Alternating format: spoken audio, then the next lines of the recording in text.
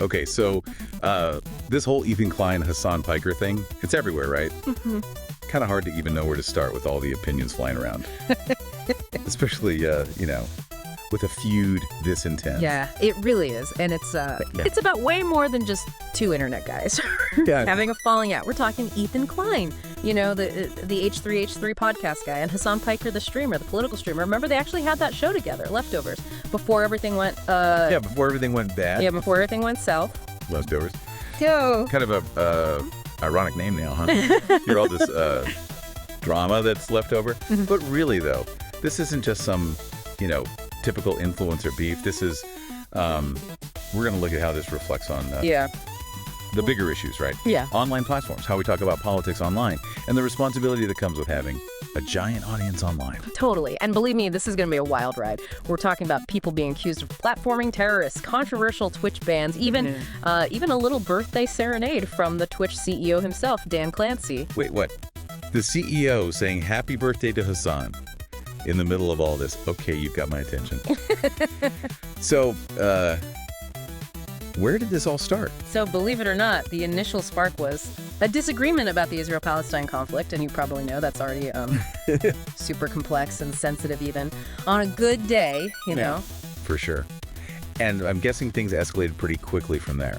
You could say that. After the October 7th attack, Ethan, who's Jewish, right, and has family in Israel, started seeing a ton of anti-Semitic comments online. And remember, this is right after they started Leftovers, right, with Hassan, so there was already a lot of focus on their relationship. Right, so imagine the pressure, right? He's facing a ton of hate speech. Yeah. While also trying to do this new show with someone who, publicly at least, has very different views on this really personal issue. Yeah, exactly. And this is where it gets really interesting, right? The dynamic between online personalities and their communities. Ethan started to feel like Hassan wasn't doing enough to moderate his community, especially compared to, other creators who are really cracking down on hate speech in their chats. It's almost like there's this unspoken expectation, right, that you're responsible for what your audience says and does, even if you don't directly endorse it. Yeah, that's a lot of responsibility, but let's be real. When you have hundreds of thousands, even millions of people tuning in, your words have a big impact, right? So I get what Ethan felt that way. Totally. And all of that, that frustration and feeling betrayed and the personal attacks he was dealing with, it led Ethan to, he went on the offensive. He basically accused Hassan of being a hypocrite, saying he was using this progressive image to cover up what Ethan believed were deeply anti-Semitic views. Okay, so let's break down those accusations. What evidence did Ethan use to back up his claims? Well, it pointed to a bunch of things. One was Hassan's commentary on the Houthis, which is that Yemeni rebel group that the U.S. considers a terrorist organization. There was one time where Hassan compared what they were doing to Luffy from that anime, One Piece. And he even called them musically talented while he was showing Houthi propaganda videos on his stream. Whoa, hold on. He's drawing a parallel between a fictional pirate and a real-world group that's been accused of really terrible violence. That's something. What was he even trying to do there? It's a good question, and it gets to the heart of how political commentary works online. Was he making light of a serious conflict by using these pop culture references? Or was he trying to, make these complex geopolitical issues more accessible to his younger audience? It's tricky, right? Because on one hand, you want to get people engaged, make them think. But on the other hand, there's a risk of oversimplifying things or even normalizing some pretty dangerous ideology. Yeah, you definitely have to be aware of the potential consequences. Yeah. Especially when you have such a large and impressionable audience. Yeah.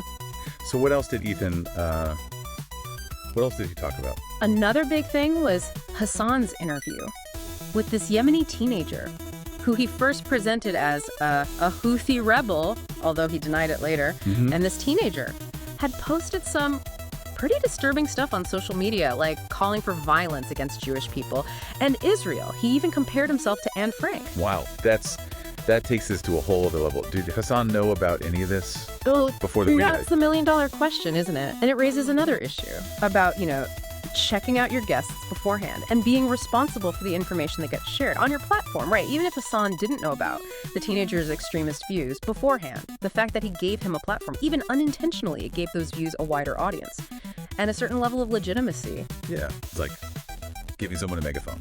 without knowing what they're going to say. And once it's out there, they're there, can't really take it back. Exactly. And that's it's a major point here. The power and responsibility that comes with having a big online platform. It's not just about expressing your own views. It's about curating the information that you're putting out there and making sure that you're not accidentally boosting harmful or dangerous content. Yeah, totally. So we've got Hassan potentially downplaying how serious the Houthis are, and then giving a platform to this teenager with extremist views. What else did Ethan bring up? Well, he also had a problem with Hassan downplaying the horrific rapes that Hamas committed. During the October 7th attack, Ethan and a lot of other people felt like Hassan was dismissing what the survivors were saying and minimizing how bad the violence actually was. So there's this clash, right, between Ethan's personal experience and his outrage, and what he saw as Hassan trying to downplay or even justify what Hamas did. I could see how that would cause a huge rift between them. Absolutely. And this is where it gets even more complicated, right? Because it ties into all these bigger discussions about media bias, information warfare, and how hard it is to even verify information in a digital age. How do we even know what's true and what's propaganda? How do we make sure that our sources are reliable? These are questions that everyone needs to be thinking about, not just, content creators. It's a lot to process, for sure. Yeah. And I think we've only just scratched the surface here. So we've laid out what started this whole feud. We talked about the role of online platforms, and we've gone over some specific examples of what Ethan saw as problematic in Hassan's content. So now, let's look at how Hassan responded to all of this, what defenses he used, and how this whole thing got even more tangled and messy. Okay, yeah. Let's unpack Hassan's responses and see how they connect to some of the bigger trends in online political discourse. We can also get into that. Controversial Arab to Jew racial tier list that came out of TwitchCon and what that says about identity politics in the digital age. Okay, you've definitely got me curious now. Yeah. Let's get into it. So you're probably wondering how Hassan responded to all this, right? I mean, he's got a huge following. Lots of people see him as like a voice for progressive values. Yeah. He couldn't just ignore it. Right. Staying silent. Girls be like, admitted he was guilty, right? In the eyes of the internet, anyway. So, how did he address Ethan's points? Well, his main defense was basically that Ethan was twisting his views, taking clips out of context to fit some kind of predetermined narrative. He was saying Ethan was trying to make him look like an extremist, when in reality, his goal is to have open dialogue and challenge mainstream perspective. Yeah, that's pretty common in online arguments, isn't it? Yeah. Saying your opponent's arguing in bad faith or twisting your words to fit their agenda. It's easier to just dismiss the whole argument than to actually address the points, right? Exactly. And it can be a really effective strategy because it lets you play the victim and get sympathy from your supporters. It's like saying, look, they're attacking me, not my ideas. Right. But was there any truth to what Hassan was saying? Did Ethan actually take things out of context? I mean, I'm just trying to get both sides of the story here. Well, that's a tough thing about online content, right? It's so easy to manipulate and edit things to fit a narrative. What might seem like really bad statement on its own could be totally different when you see it in the context of a 3-hour stream, Right. So how do we even, as viewers, how do we know what's real and what's been manipulated? Yeah. We can't be expected to watch every single stream or read every article. You're right. It's a constant process of critical thinking, evaluating sources, and looking for multiple perspectives. And yeah, it can be pretty tiring, but it's so important these days. Totally. Okay, so we've got Hassan pushing back against Ethan, saying that he's being misrepresented. But did he address any of the specific examples, like the Houthi comments or the interview with the teenager? He did, to a certain extent. But the Houthis, he said he wasn't endorsing what they were doing, but that he was trying to understand their motivations and give context for their actions. He said it's important to humanize even the people we disagree with and challenge the narratives that dehumanize people, which is often used to justify violence, I see. So it's about understanding the nuances of a complex situation rather than just saying, these people are good, these people are bad. But what about the teenager, the one with the extremist views?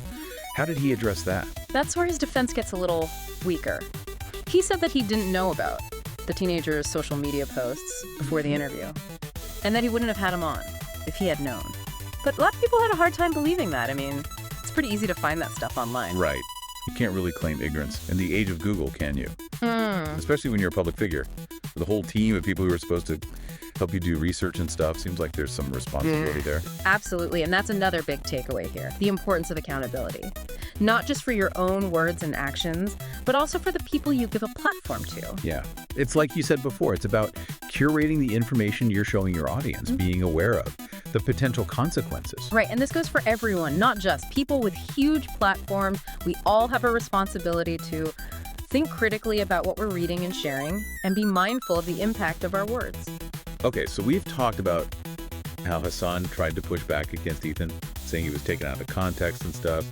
But there's another part of his defense we should talk about, his use of the genocide card. Can you explain what that is? Sure. Basically, it's when he deflects criticism. By bringing up the suffering of Palestinians in Gaza, he'll say something like, how can you focus on what I'm saying when there's a genocide happening? It's a way of altrucity, shutting down the conversation, and making himself look like the moral authority. I can see how that would be effective at silencing critics. Yeah. I mean, who wants to seem like they're ignoring the suffering of others? But it also feels kind of manipulative, right? Like he's using a real tragedy to avoid scrutiny. Yeah, that's the danger with that kind of rhetoric. It oversimplifies a complex issue and stops any chance of having a nuanced discussion. It also creates this false choice where you're either with him or against him. No room for anything in between.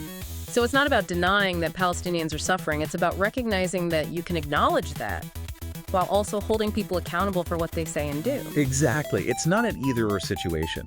You can care about what's happening to Palestinians and still criticize Hassan's approach or specific things he said. And this is where talking about Twitch's role in all of this becomes really important. Okay, let's get into that. You said earlier that Ethan was pretty critical of Twitch, accusing them of giving Hassan special treatment and ignoring his controversial content. What exactly was he talking about? Well, there were a few things. One was that Arab to Jew racial tier list that came out of TwitchCon, Twitch's annual convention, you know. This tier list was made by some people at the convention, and it ranked people based on how Arab they were perceived to be, with Arabs at the top and people who love Sabra at the bottom. Hold on, I need some clarification here.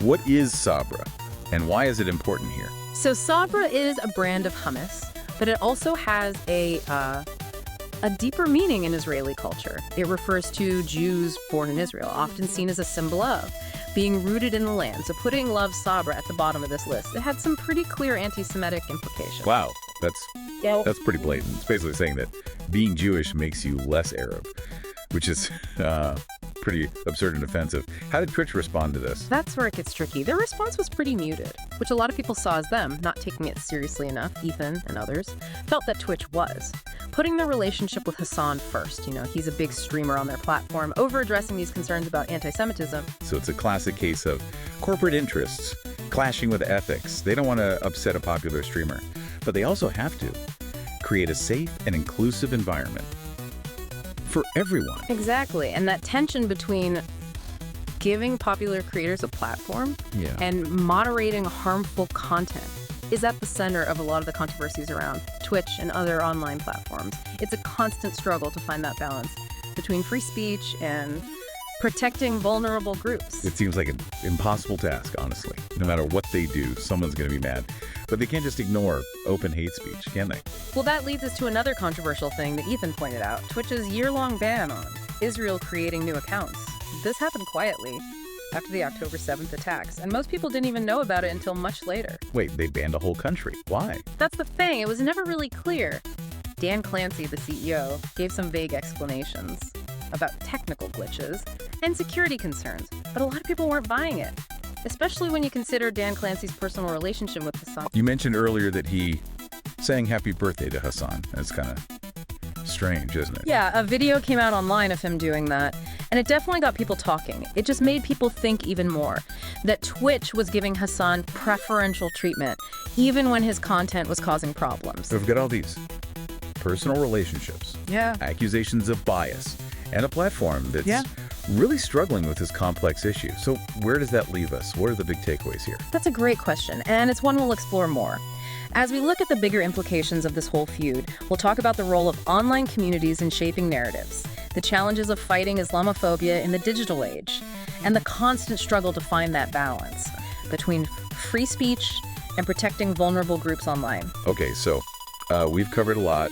We talked about what started this whole feud, dove into the evidence from both sides, and even looked at Twitch's role in all of this. So where do we even go from here? What are the bigger implications of this? Well, I think a big takeaway is the power dynamics in online communities. You know, these communities aren't just for entertainment or socializing anymore. They're incredibly influential. They shape narratives, mobilize support. They can even influence real-world events. Yeah, it's like they've become their own little societies, right, with their own hierarchies and ideologies. And what happens online doesn't always stay online. Exactly. We've seen so many examples of online controversies affecting the real world. The election. Social movements, even personal relationships. This whole Ethan Hassan thing, it's just one example of how those lines are blurred. Right, and it shows how much responsibility comes with having a big online platform. If your words can influence so many people, you have to be careful, right? Absolutely, and that goes for everyone, not just people with millions of followers. We all contribute to what happens online. Our words and actions have ripple effects. So it's not just about watching what we say, but also how we interact with people online.